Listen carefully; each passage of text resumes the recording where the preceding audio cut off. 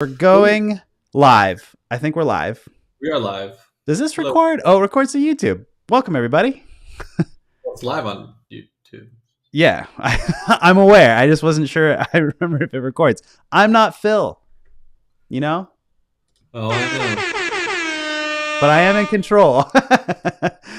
What's up, Sam? How are things? Can you keep an eye on the chat for everybody? Because I've got a million things going on. I can do Let that. us know where you are tuning in from. This is a last minute live, so maybe there's 0 people. It might just be a nice little conversation with you and me, Will. Yeah, I think that's what it's going to be. I don't think Phil's coming. Phil is on vacation. So, but we wanted to be here to tell you guys about our new lighting course. I don't know if we're going to go the full hour. Maybe we'll only do 20, 30 minutes, but we're not going to do any critiques today necessarily. We're going to do some Q&A. Maybe we should have our camera discussion that we were having earlier. Well, Vary's here, so we can just talk to Vary. Oh, yeah, And, Barry's here. Ciao. oh, and Be Benoist. Thank you Yeah. for being here. Welcome. Let us know where you're tuning in from. Do we have a good question for our camera? If you could get any new piece of camera gear, what would you get? If money didn't matter. Mine doesn't matter. What's the next thing you get? Yeah. You're not chopped liver. What am I? There's like a little YouTube notification, and you came up before you beat YouTube in the chat. So just I didn't. You beat YouTube. I'm watching from work today, Ryan. Thank you. Yeah, we're also a little delayed, I think, to you guys. At least what we're watching, it's a little delayed to you. But welcome to the chat. We are going to talk to you guys about our lighting course that we did recently. It's now open to the public at udemy.com. I think an email went out to Photography and Friends. We have it for sale for $10. If anyone would like to buy that. Good morning from St. Louis. Is that where STL? Yo. Very. I want an 18 millimeter 1.4 LMWR. The Fuji. Yeah. So you are going wide now, huh, Very? Is that what you decided? I mean, I guess if you could get anything. Sam, what would you get? All about that. I don't know. I wouldn't get anything. I'm tired of buying things. I'm selling everything, everyone. I'm getting rid of all my photography gear. Yeah, we should talk about this. You're not doing. Oh, I think I just made myself disappear. Dang it. So, anyways, now it's just you. I'm back. I'm having problems with this. So sorry. I think my next purchase is going to be a 14 millimeter 2.8. Yeah. What camera system are you on, Ryan? Yeah. Do some. Why is everyone going wide? Why do people? That's a fun one. Like telephoto, wide angle, medium range. Why? After buying a second camera, I ran out of room in the camera bag. Oh, that's a good question. Yeah, we are going to do some Q&A here. Should we say that or let's just answer it? Let's go. What do you do, Sam? In my at-home setup, have a Pelican case, and that's where things live because it's very secure. Should a water pipe bust or I don't know, whatever happened, like it's safe.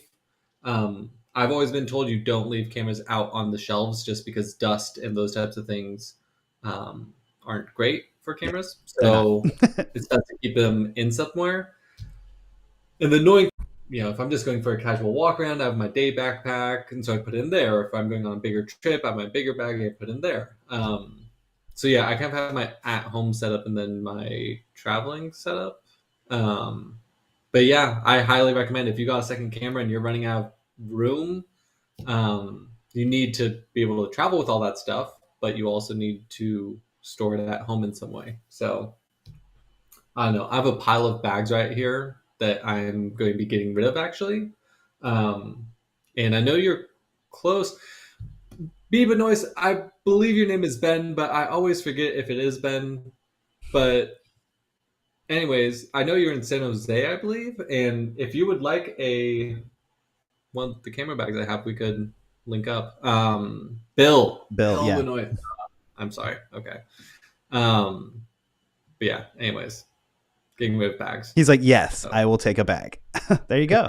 You guys should meet up for coffee. yeah. You can give him a new camera bag. I do the same thing. I think most of my actually like Sam turned me onto this. I don't know if he knows this, but I have two. So I usually use a Shimoda backpack with all my camera stuff, and I'm usually either rocking a video set or a photo set, my wedding set, and I keep them both in internal. What do you call them? You have one, don't you? Next to you, Um, the I thought I internal did. like the cube I, system. I see you. I see you. Sure, but they have little like thin layered zipper pocket around it that you undo when it's in the backpack, and then you can zip it up when it's out of the backpack. And basically, I switch them in or out based on what I need, and then they sit on a shelf in my closet, zipped up, covered from dust if I'm not using it. And then like if I am using it, or I need to combo it. Like I have different bags with different film cameras where it sits, so I just like pick and choose like what I'm doing. But most of the time they're in another case, in a shelf, in something. And so, yeah, like that's probably the best way to keep it. But I am one to talk because I have a ridiculous amount of camera bags and cases. Like I have some that are just empty that I just like depending on the situation that I'm using it in. So That's why we're getting rid of this stuff. I don't. you don't, you don't. This is a nice, it's like a laptop. I really don't like that bag. It has compartments for camera stuff. It. I just took it on a big trip. It worked fine, but like, I don't need it. I don't know. It's You don't. It all just my. depends on what you're doing. But like, Yeah. as a hobbyist or whatever, like keeping stuff in your closet in another bag is great.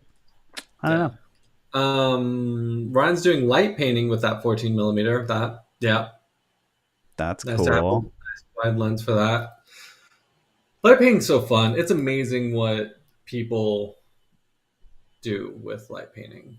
Um, yeah, it's cool. Let's I'm going to copy this link, or I thought I was, and put it in the chat somewhere. Gonna do it here. I sure can. Here is a link. Will it work? Yeah, wow, cool. See, I again, Ecamm always surprises me. But this is our new lighting course. We had it only in Photography and Friends Plus, and if you haven't been to Photography and Friends Plus, check it out. You can go to photographyandfriends.com/plus, and basically we launched it in that group, and we did a month-long boot camp. And Barry's here. I think I saw someone else here, but Greg, yeah. We had a boot camp where we went over the lighting course, and basically we got like one-on-one time and Zooms. But now we have put this class out to the public, and you can go to that link right now. It's for sale for $10. And basically I go over all artificial light, including on camera, off camera, flash. I do a little bit of event photography, I think, with the wedding stuff. And then I actually do a little bit of post. And let's see, I do some demos, which are really cool. Our friend Danielle came out, and we tried to replicate a photo, and then we also tried to do some color photos. And then we took Sam and put him outside because my friend Goose didn't show up. I wonder if he's watching.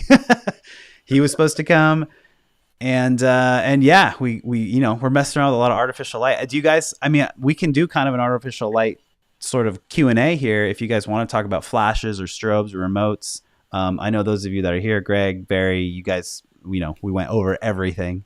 But if you guys have any Q&As or questions about really anything, we just want to let you guys know about our lighting course and Photography Friends Plus. If you don't know who we are, we have a bunch of classes on Udemy.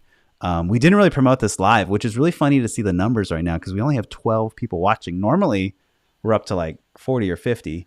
It makes a difference apparently to like be prepared and not just like haphazardly tell you guys we're doing a live the night before, or like actually show up when we canceled our one last week.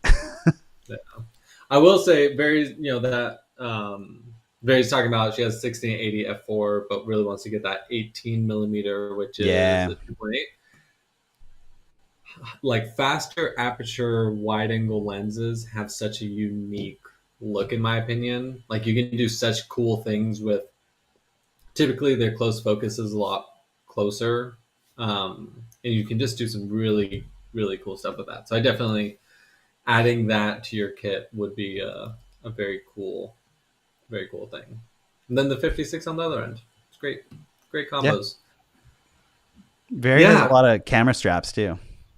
Camera strap. Camera straps are another thing to collect. Yeah. You know, You want to make them. You want your. You need to be like. You need to have it for like what style your clothes are, what you're wearing. You want to look good. You know. I just got the wedding course. I'm like 3 hours in. So much good info. I can't wait to finish the course. Thank you, Big Z fam. Yeah, that course when I redid it, I'm much more proud of it as a new course. And Sam helped me film that as well. And for any of you that want to know how I edit, that's the only course that I have that's out where I'm the one teaching the editing. And that's a new thing for me too. So, I mean, teaching it. I edit all the time. In fact, if Jean-Luc is watching, I am almost done with your wedding. I have so much to edit still, but I'm going to be done with that in the next day or two. So that's nice. I feel like that's a big, learning the post process Yeah. and how people edit. I like if you're taking courses on photography and all this stuff, learning the craft of photography, of course, is important. But I think trying different people's editing courses would be an interesting thing because every photographer I've ever like sat and watched them edit, it's like I don't know, it's like watching someone cook the same dish. Everyone's gonna approach it slightly differently. You're doing the same things, but But it'll look different. Yeah. yeah. Or just It's the way of really doing it. And like, yeah. I yeah. mean, it's like if you ever go to those like paint by number, not paint by numbers, but like sip and paint things where you like go and like everyone paints Sip together. paint? You ever heard of Oh, those where they like have like wine and then everyone like does a painting together and like everyone's doing the same thing sort of, but then everyone's painting ends up looking different because everyone brings their own sort of eye and perspective into editing and building. And I think it's the same for post editing. yeah. Um, Oh, we got a question from Claudia Ramirez. What Claudia external Ramirez. lighting do you recommend for low light banquet halls? I struggle with blurry photos using an external flash. I just got a Canon 60 Mark II. Ah, Well, congrats on the new camera. That's exciting. The first things in low light banquet halls, I will say, like, depending on the situation, sometimes if I can avoid using a flash, I avoid using a flash just because it calls a lot of attention to you and can be distracting depending on what the situation is.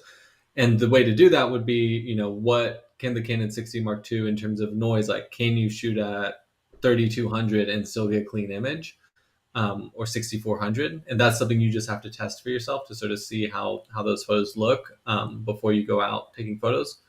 A faster lens, so maybe at least an f2.8, maybe an f2, f1.4. I wouldn't shoot f1.4 on anything longer than a 15 millimeter probably because it's going to be really shallow depth of field. And then your shutter just has to be at least 1/60th or 1/100th shutter speed. If all that doesn't work, well, then yeah, she did say struggle blurry with an external flash. oh well, that might just be settings because if you have an external flash, you should have plenty of light. I don't know. What do you think? Yeah, theoretically, like if you're using an external flash, you should make sure that you're using the right flash sync for that external flash. And Sam's right. Usually that's around like 1/60th, 1/50th, 200 probably. And then what I do in a low banquet hall with an external flash and making sure it's external, right? That it's a big one, like a speed light, not the one that's internally built into your camera. The external would be much better putting a big diffuser on top of it, shooting it into the ceiling, bouncing it off. The goal with like a banquet like that is to just make it like look soft and nice and even. Having the flash directly at a person kind of makes it look a little, I don't know, not good. So if you can diffuse it, or if you can shoot it into a ceiling or a wall where it will bounce off, which is also diffusing it or bouncing it off, that'll help a lot.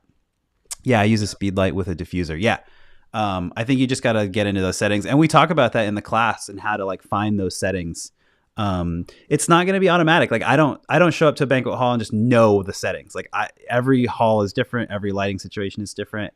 And I end up testing it and take a couple test shots and then roll with it. That's usually the best thing to do. Yeah. Yeah. More And questions. Let's go. all that stuff is finding your style and your look. I mean, some Yeah. people want to blast people with light, and that's their look. But finding sort of what that is for you, and if you're doing it routinely, it's great because that's practice makes perfect, and you can sort of figure that out. But yeah, and I will say, yeah, the lighting course we cover all this kind of stuff. So I'd highly recommend if you have the time, it's on sale, $10 right now. Take that course. You can see how Will plays with different setups with light and achieves different looks in that way. So Good job, Sam. I don't know what thanks. Phyllis uses more. At least hey, we're Um, up to 18 people. That's nice. I'd love more yeah, photo questions. You guys got anything else? I mean, if not, we'll make it a short session, but we're here for you. Ryan, my portrait editing skills are not great either, and I highly recommend just That's watching not how true. people approach it.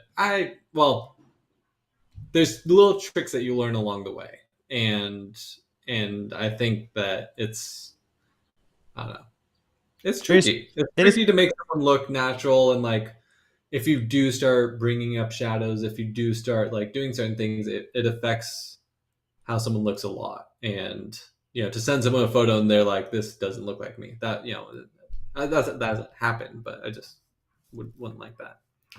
Yeah, I mean, I equate it to like playing piano and like I you sit down and you help someone else with like editing portraits, but like I don't know, like I've been doing it for so long that I don't even think about it now, and I just like move through weddings and like edit stuff, and then when I'm doing actual portraits in front of a black background or whatever, like those ones I did with the digital Hasselblad, it I don't know, you just kind of get into this zone and you know your tricks and what you're doing. Lightroom has really gotten a lot better with the masking and like the noise reduction and everything it's capable of doing. So yeah, practice. That's really the most thing. Practice on bad photos, practice on good photos, practice on Mhm. other people's photos, practice on different cameras. It's like muscle memory and getting used to looking at something. I feel the same way about culling through photos. Like Mhm. going through a ton of photos is an art, and deciding what you're going to deliver to your client, like what you think is the best photo. It's Right. practice. Right. Yeah. Yeah. Absolutely. Absolutely. Any other questions? Greg Yeah. just shot a picture showing straight up while lying on my back, cloudy day, but the sky blew out the whole picture. It was an experiment, but no idea how to make it better. Well, hard to say without seeing the photo, but if it's an experiment, it's just sort of what didn't you like of it, and what settings could you adjust to. If it was blown out, you probably just needed to either increase the f-stop or slow down the shutter or something. If you're trying to get like that cloud movement, you probably want to increase the shutter stop or increase the f-stop, lower the ISO, and keep the shutter speed kind of slow. Um, Yeah, it was but an experiment, but no idea how to make it better. I guess if you're trying to make it better in post, try bringing down the highlights, or maybe using the was it yeah. dehaze? Thank you. I'm like diffuser. Been talking a lot about diffusing light today. The dehaze, yeah. If you like bring down or up dehazing, that might bring back your what you're trying to shoot, what it's looking like. Yeah. I think we got another question there. Where did I see that? Bill asked, I have a YouTube channel where I need to have self portraits. Oh, Do you have a recommendation for these for thumbnails? I For a mean lens, any portrait lens, right? I mean, I would say at least 35 millimeter or longer on a full frame, probably 50 millimeter. But if you have a little flippy screen, or if you have Flippy a friend, dippy. um, if it's just you, if you have a flippy screen, you can do self timer. So walk in front, get position, takes a photo, or have a friend, stand at the tripod. You can sort of set up the frame, and then you just go walk and take it. But yeah, 50 I think it. millimeter, 85 Yeah, millimeter. I think a 35 or 50 is great for self portraits. All the Mhm. portraits that I take of actors and at weddings is an 85 on a full frame. So if that means anything to you, 85 is great, but I think 85 is kind of tough to do self portraits with. unless you have a big screen because you have to step away or you have a remote. So like a 35 or 50 would probably be nice. I think people look better on 85 because of the compression. Yeah. But yeah, I think I just saw an astro photography one. Where was that? Right? Yeah, Alejandro Magana Magana. asked for setup.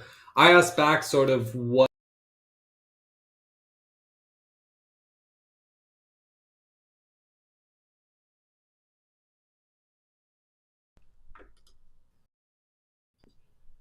hello? I don't know what's Hello? happening. Oh, that's what's happening.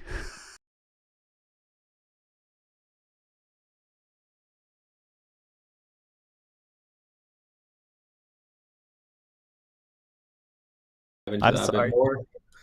I'm Um, so sorry, Sam. it's okay. Bill, the 56 on an APS-C, that's close to an 85. That would be a wonderful portrait lens, but it would be a bit trickier to do a self-portrait with just because the distance you need to get from the camera. But could be a good. I think they missed There you most go, of that Bill. because of my fault. Maybe you need to start over. What is this black screen in the middle of our thing? It's the. I'm I have no idea. I am terrible at. Is it my phone? Every time I turn my phone on, I feel like Ecamm brings it up. Why Is is your that? phone? Why is your phone connected to it? I don't Maybe know. I don't know. I don't know turn how to off the use Wi-Fi on Ecamm. your phone. I'm sorry, friends. Hmm. Okay, Wi-Fi's off, Bluetooth's off. How do we get rid Well, of this? I hope you all can still hear us and are enjoying this. I think Uh, there are. There's just. I feel like there's something between us, Sam. Like, come on. oh, it's Phil. It's a space for Phil. It's a space We're, for we're Phil. You're yeah. right. Let's just You can leave never it there until Phil shows up. I don't know how to get it off without turning our live session off, so we're gonna leave it. okay.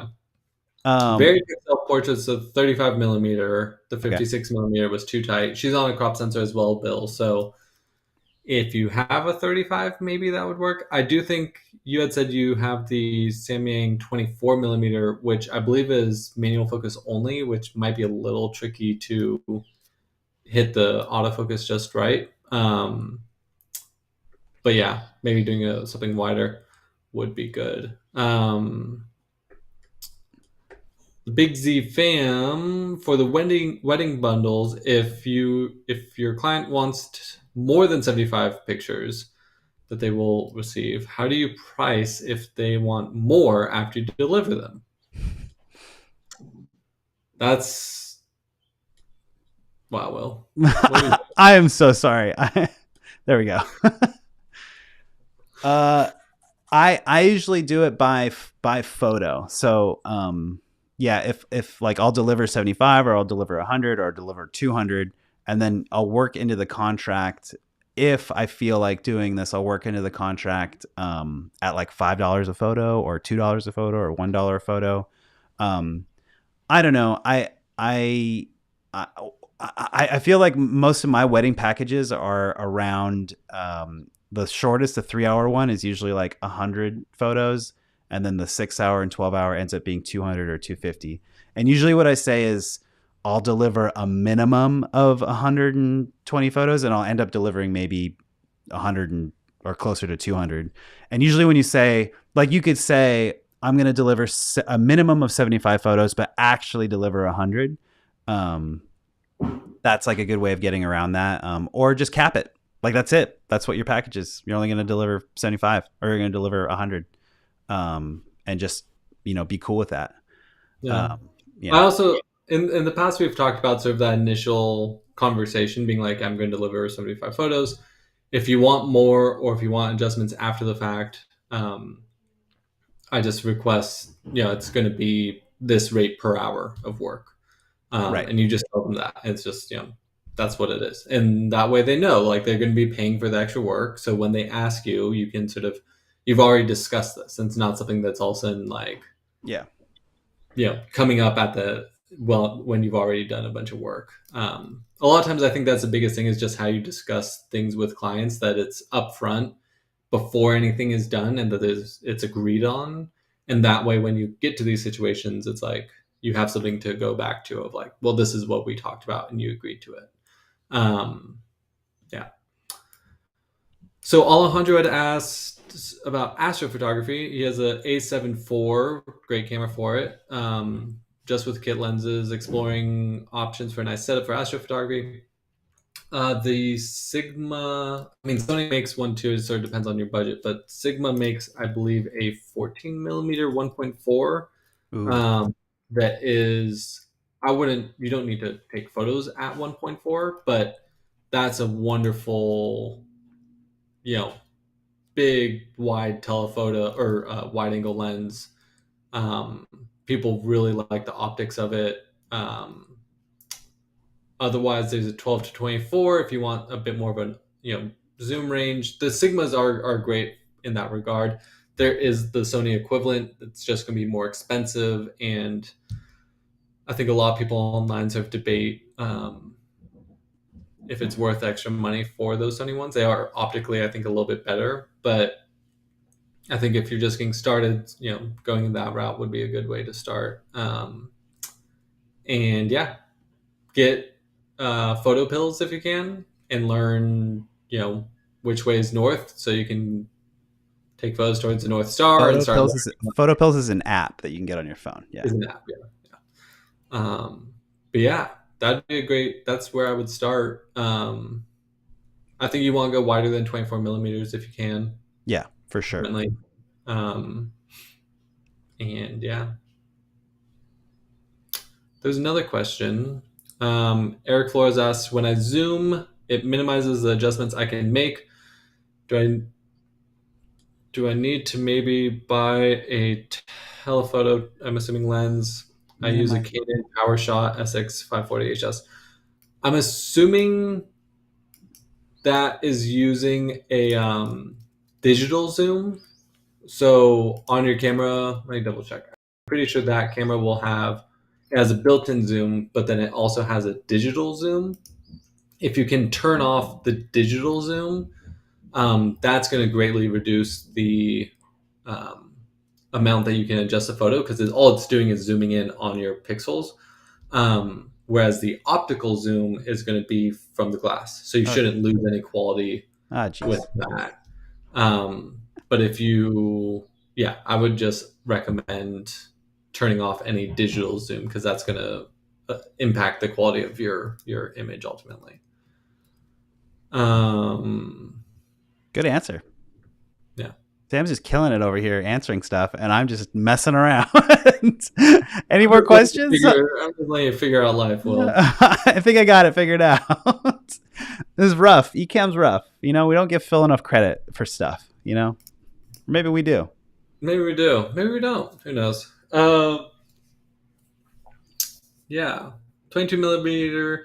I mean, listen, I have 22 millimeter, even the 24 millimeter for your APS-C. I think that'd be a great lens bill for a self-portrait. I think that's going to be a nice focal length.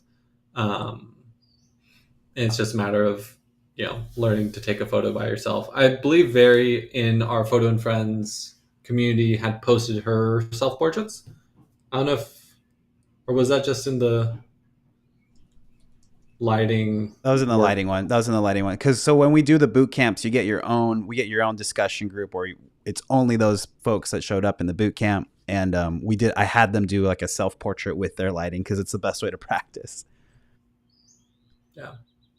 So, gotcha. Yeah. Well, never mind then. But practicing self-portraits, I would just be willing to take a few, take them into the computer, see how they look, and then make adjustments accordingly. I would, try and have fun with it. Taking self-portraits is really difficult in my opinion, because I don't like taking photos of myself or having people take photos of me. So I think just playing with it and having fun with it would be well worth it. Yeah, and if you haven't joined, speaking of Photo and Friends Plus, I just put a link in the description there, where you guys can join Photo and Friends Plus. It's our own community, kind of away from Facebook, away from other stuff, just to keep it focused on us and photography. If you join, you can join for free, and then if you subscribe to us, it's only $5 a month. we are able to interact with you guys a little bit quicker and faster, and we get alerts with those. And so you can kind of ask us questions offline as well. And it's also where we will be posting our most up to date classes, the first, and also if anyone cares, my blog, I always post there first before anywhere else. And so that's kind of like a good spot for that. And you'll get to hear about all our new things before anyone else if you pay the $5. Got any other questions? Like, I sound like a salesman, but you know, I got to think do it. I think there was another question. Which lens? You said Sigma 400 millimeter, 4.5. Which one you said? That question? I'm writing that out now. Okay. No, Barry had a. Oh yeah, here it is. I got it. How consistent are you in terms of style in different photo shootings? I realize that different days clients inspire me with different color styles. Yeah, that's a good question, Barry. I go back and forth with this a lot, mostly because what do you call it? I don't know. I sometimes when you're hired to take certain photos, or I do this a lot more with cinematography, is like you're hired to do a specific style. And I think that over time, and I've noticed this in my wedding photography, over time, you build up a portfolio and you sort of create your own style that you're happy with, that you're developing.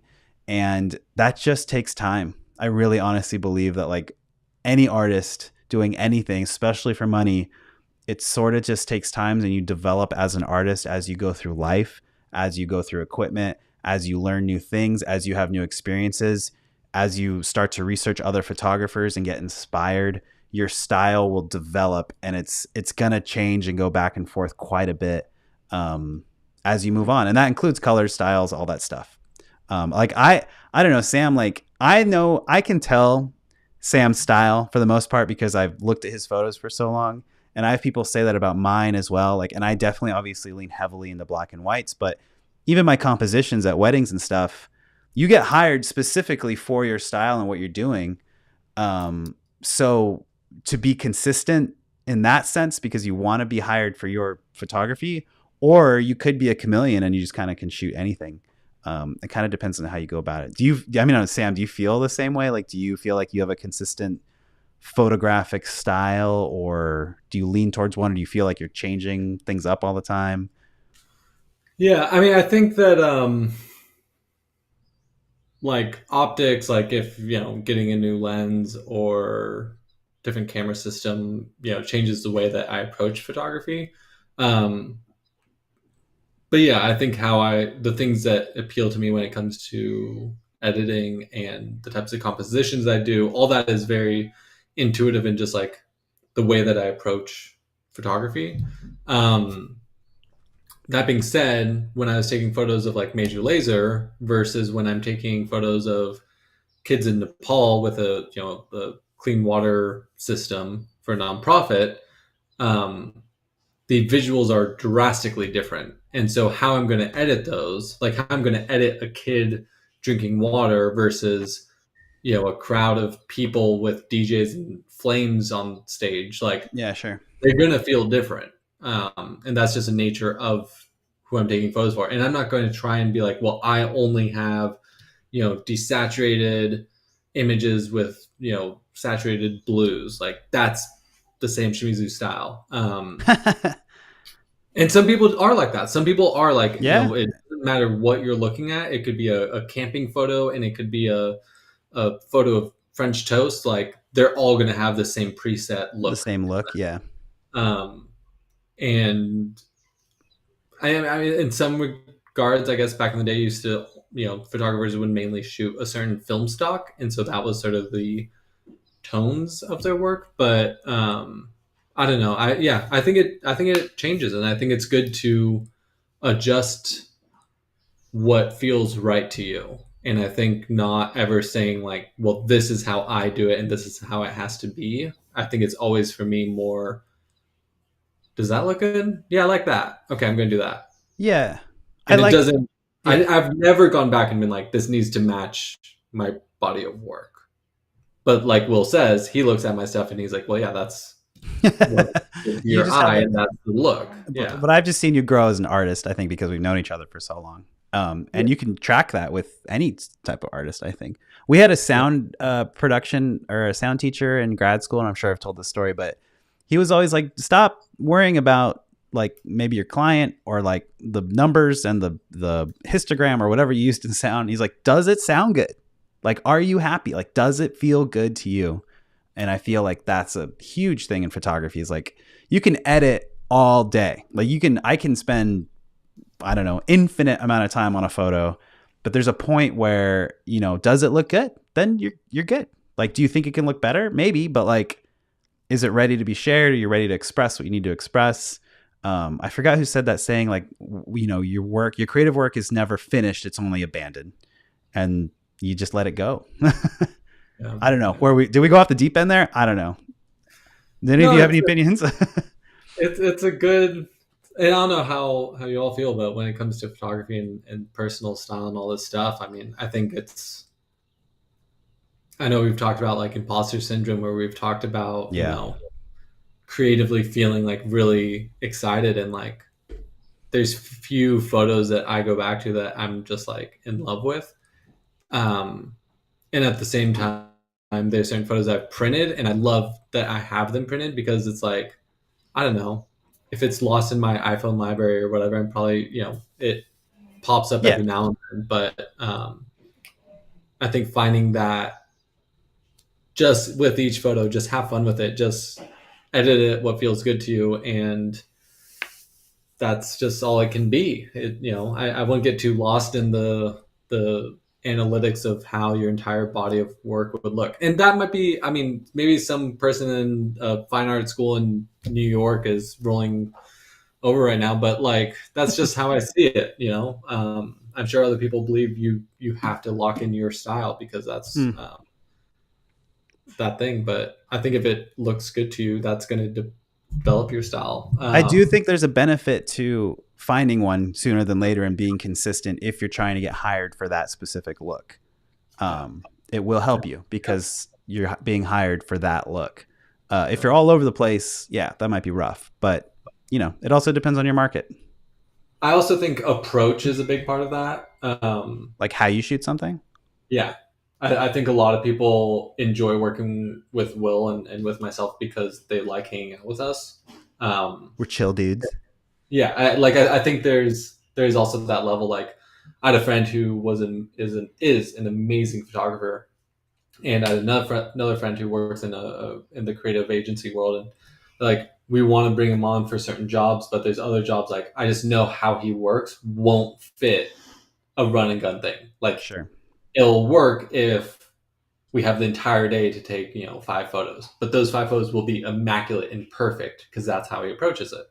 And I think when people learn your style of how you approach taking photos, that's another big part of it. Um, and yeah, to that point, I recently had someone tell me like, oh, your approach is, or I don't want to send you examples of what I want what you do. And I think that's what we're all sort of aiming for. It's not that we want to go and replicate someone else's work for a client. It's that the Right. client wants us to bring our creative vision to it. Um, so, yeah. Good answer. That was a deep answer. Good question, Very. Very Yeah. always coming in with the. Luck with that. I'd love to have an open discussion with everyone about that. Like, I feel like with all this stuff, we get into the technical things and whatnot. What, get And more into like the art and the vibes yeah, yeah, of what we're doing? Yeah. a little bit. And just if anyone has a question, happy to talk about that. But I'm going to go on this tangent. Like I'm getting rid of all my photo gear, and I'm just gonna keep my Leica Q2, um, and it's just for sake of having less and just like I know it's an amazing camera. It's capable of what I need it to be. And I'm just going to do that. I've taken portraits with it that are my favorite portraits. I've taken, I mean, this is with the original Q, but like this big Man, picture. Um, that print used to be in an office that Sam and I had in LA over our yeah, couch when we had the biggest office we could find. yeah, And it looks exactly. beautiful. And that's the original Q. Yeah. And it's cropped in. That's probably like a 10 megapixel image. and it's That's great. all you need. Yeah. And you got it on some nice paper. Ooh, we got some questions coming in. But that, yeah, I like this journey for you. Uh, yeah. Yeah. Yeah, it's just for me right now, less is more. And I'm all about building out camera kits and all this stuff and happy to talk about it. And for whatever reason, I've just felt having more is less right now. So I'm just going to have less. We got Um, some questions coming in. Should we start yeah. with Shutterbug Denise? That's the first one that pops up on mine. What about Uli? Ooh, Oh, interesting. They're different on. oh, Yeah, they are. let's. Okay, we'll Yeah. do Yuli. You're up first. I can look at the YouTube here. Okay. There's a dilemma for me. Do I give like 20 to 25 photos per hour, or is it just 5 to 10 with the retouching that I love? Ooh, that is a good question. That's a very like specific, like however you feel. Like if you feel like you want to spend more time on the editing in an hour on 5 or 10 versus 20 to 25, and that's your business model, I think that that's perfectly fine. It just depends on how you want to sell yourself. 20 to 25 photos per hour is is a decent amount for weddings, and I think that that probably works okay because they're not all that, like not every wedding photo is like for print, right? It might be just for record keeping or art. You know, it's just like who was there, like people laughing. Like it doesn't have to be like a crazy amount of time spent editing on it. 5 to 10 photos is kind of what I deliver for like a portrait session, because those are very specific and need a lot more editing and stuff. So it just depends on how you want to market yourself and how you feel, how you'd want to edit. Basically, I think. Well, what's the next? What's the next one? So, yeah, that's a good answer. Shutterbug Denise. Hi, Will and Sam. I have a question regarding midtones. I can understand highlights, whites, blacks, and I have trouble identifying the midtones. What exactly are they? Sam's going to take this one. What? Okay. Um, But you're so good at coloring video. I feel like the midtones in video are probably the more important things, and it equates to photos really well. So so in the image of me right now, my hair is probably the blacks. That would be the darkest thing. There's close to no information there. It's dark. Maybe the back of my chair. And then the highlights in the picture frame, you can see a light there. And also on my door, that looks probably the most blown out. Oh, no, wrong hand. Right mm, that's there. the whitest. That's the highlight of your. Highlights. Yeah. So that's your brightest point and your darkest point. And those are what we use to create contrast. How far can we take the highlights? How far can we take the blacks to not just be completely blown out or completely crushed black? But Or where how are the much midtones? midtones, typically speaking, you would want your skin slightly above that middle point, right? Yeah, Well, you'd yeah. want it slightly above. But the skin is typically what you're trying to have more in the middle ground, I believe. Um, Maybe a little bit over that, like 60% opposed to 50%. But it all depends on the image that you're looking at. If you're doing a landscape, for example, your sky is probably going to be much more in the highlights, much brighter, but you don't want to lose that information, so you bring it down a little bit. And then the land itself, unless you're going for silhouette, would probably be more the midtones. They'd be more the middle of the histogram range. It really depends on the image. I would say if you really want to get into this stuff, you always have your histogram up when you're editing photos. That's the mountain looking thing. Um, and that will show you basically as you move things, it'll move the mountains to the left, to the right with the highlights and stuff.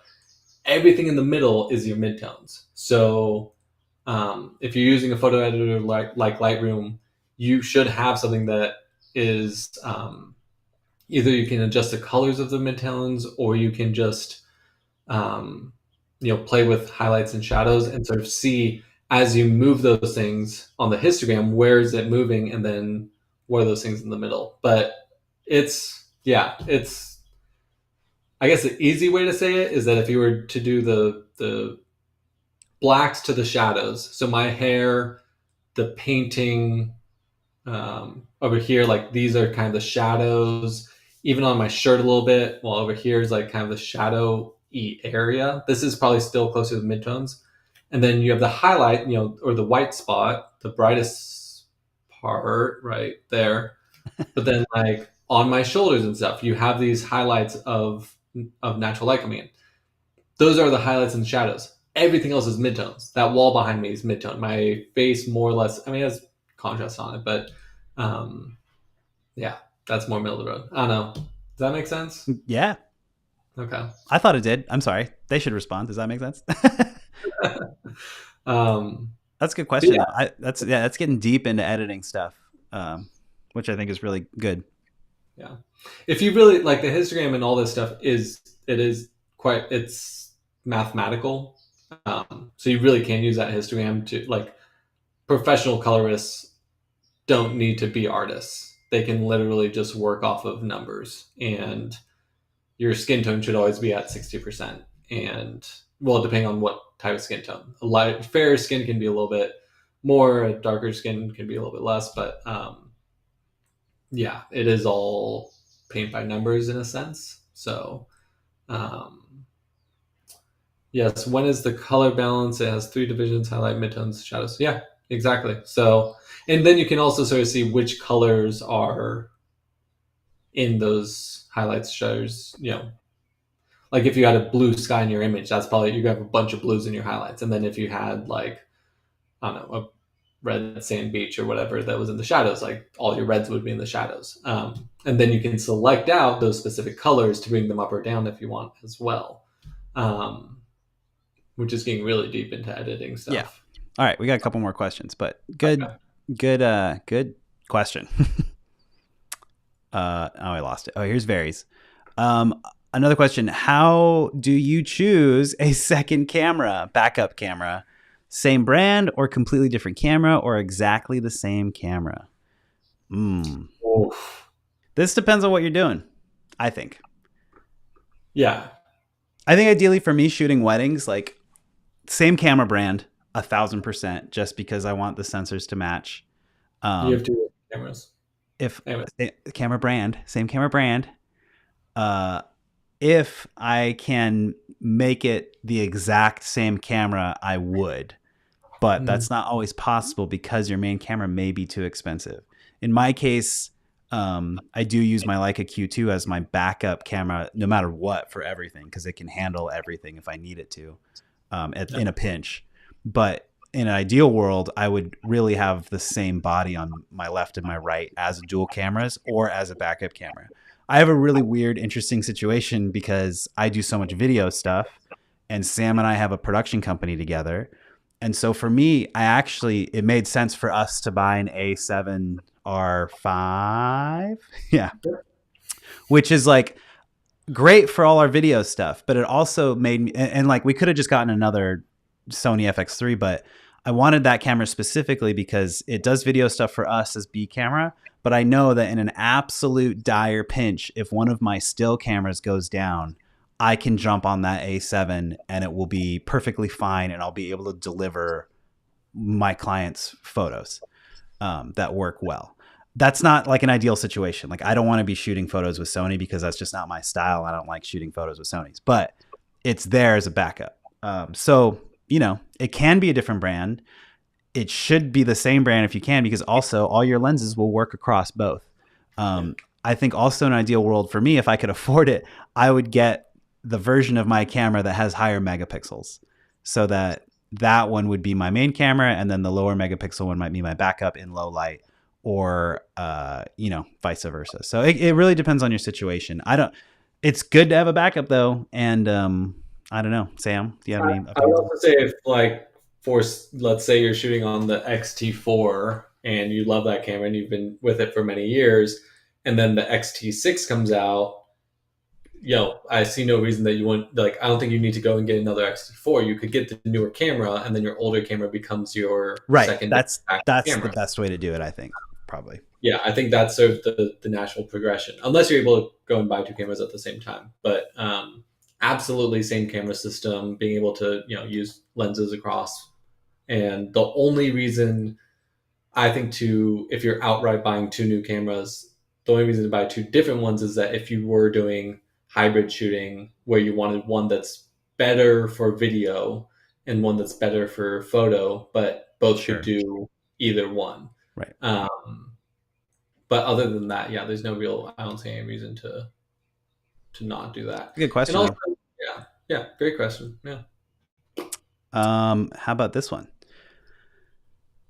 And who chooses his 5 to 10 photos, you or the customer? I feel like sometimes the customer doesn't choose the best pictures. Yeah, you are totally right. So when I first started wedding photography and shooting for clients, my business partner and I we would say we shot 4,000 photos, but we were only going to deliver 200. I would still show them 1,000 photos and be like, hey, go ahead and pick out your 200 or your 250 photos. Or like in this case, if it's a portrait session, I'll show you 30 and you can pick out 5.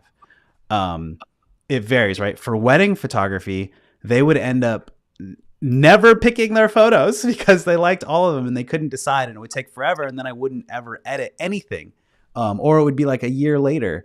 The advantage to that is that when they see that you've taken 1,000 photos and you've marked them up, like we talked about earlier, they'll want to buy the rest of them because they see them. So there's a business side to that I didn't want to deal with. Like, I don't care. I'm going to pick the 200 photos and I'm going to give them to you. Like, that's it. Like, if there's like, oh, hey, by chance, did you get a shot of this? I'll go through and look and maybe I'll deliver that one just on the house. But I'm over having clients pick their photos for a wedding. For headshots, it's very different because actors specifically who I shoot a lot for, they're going to want to know, they're going to want very specific looks. So I will show them like the 20 and have them pick their 5. And then I will upcharge for extra photos in that case because I'll be like, oh, it's $20 extra for any other photos, or 25 because that's how long it takes me to edit or whatever. For headshots with corporate, like for like LinkedIn or stuff, most of those people are not photographers and they're not used to picking photos. You should just pick them yourselves and deliver them. A lot of times people just don't know, and they feel more comfortable with you as a photographer picking out those photos. So you're right. It just depends on the situation again, but I think it's always safer for you to pick the photos and deliver them, not give them the options to do it unless it's like an actor. Sam, you agree? I don't know. Yeah, no, I do. I think that there's a kind of there's X amount of photos that are just going to be bad. People are making weird faces, they're blurry, whatever it is, and I would never share those. But I do, to some degree, understand, um, to say that someone's choosing a bad photo versus one that you consider to be a good photo. Yeah, Uh, subjective. it's yeah, and so especially for a wedding or something like that is so much their prerogative to say, like, I mean, you might not get it, but that's the wild face that my uncle always makes, and so it brings me joy. Whereas you're looking at it and you're like, this guy's making like a crazy face. Like, there's no way I'm going to deliver that. So, yeah, I do think there's a level of selecting out which photos you're going to share with people ultimately. And I think it takes more time and effort for you to go through all that. But again, this comes into, it's your body of work, and so if that's going to be shown publicly, that represents your work well. It also comes down to the fact that they're paying you to do that, and so Yeah. this is all where, as a professional, from the get-go, set a contract, set what you're going to deliver, and let them know that. Have the discussion, and maybe they want all your raw photos. All right, well, that costs a premium because you don't do that, or some people just don't do that, full stop. But maybe they want more photo, I don't know, just more. And so you just sort of make an arrangement there, but you'll have your 5 to 10 photos that are the portfolio pieces for yourself that really you're excited about. But I don't know. I think if you're going to go take photos of an event for someone,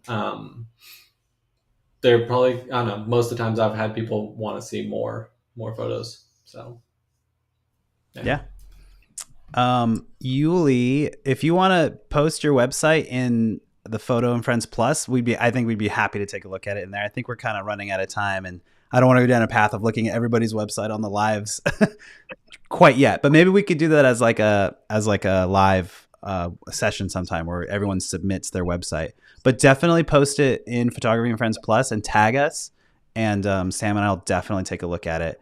That really goes for all of you. If you quickly, like today, and we'll keep an eye on it today, like if you guys post your website, we can make a quick comment, tag us in Photo and Friends Plus. You can join. The link is up above. I think we're kind of running out of time here, though. In general, Sam, is there anything else you want to talk about? Here, please like the video. It helps other people find Oh it. yeah. Subscribe to the YouTube page. Go check out the new lighting course. If you've taken the lighting course, please review it on Udemy. That makes a huge difference for us. Leaving a review, both the stars and also On a Udemy, yeah. short write up on Udemy, it really, really helps us get it out in front of other people. Check out the lighting course. Yeah, check out the lighting course. Check out the new wedding photography course we just updated a little bit ago. Check out photoandfriends.com and join the community if you haven't already. Plus. And this, I feel like this is sort of a core crew of people that Always shows up on here. If there's anything that you all are thinking about that we can do more of or do better or anything like that, please let us know, because we do really enjoy doing this stuff and we want to do more of it, but we also want to make sure it's worthwhile for all of you. And yeah, please, I got 4 likes from asking you to like, and there's 17 people here, so. Yeah, what's the deal? Real quick, EXIF data shows sometimes it tells you how many meters you are from the subject, but not always. Would you have any idea why? Probably your camera just couldn't pick it up. Or yeah. Certain lenses, certain lenses might not share that information. Might be having trouble detecting it, or the leads. You can try undoing your lens and putting it back on. That's always like a good test to see if that. But that'd be my guess. I think it'd be lens, because the lens is doing the focusing, and so that's going to tell you the distance. I'd be curious, Showbug Denise, if you look at those lenses or the photos that don't have that, like, is that from a manual focus lens or maybe a off-brand lens, something like that. There you go. Yeah. Or your autofocus might not be on. But check it out. Anyway, thank all of you for coming, and we really appreciate it, and we want to keep doing it. Sorry, this is so last minute. We promise we'll be more on top of things soon. Go get outside and take photos. Be excellent to each other. Goodbye.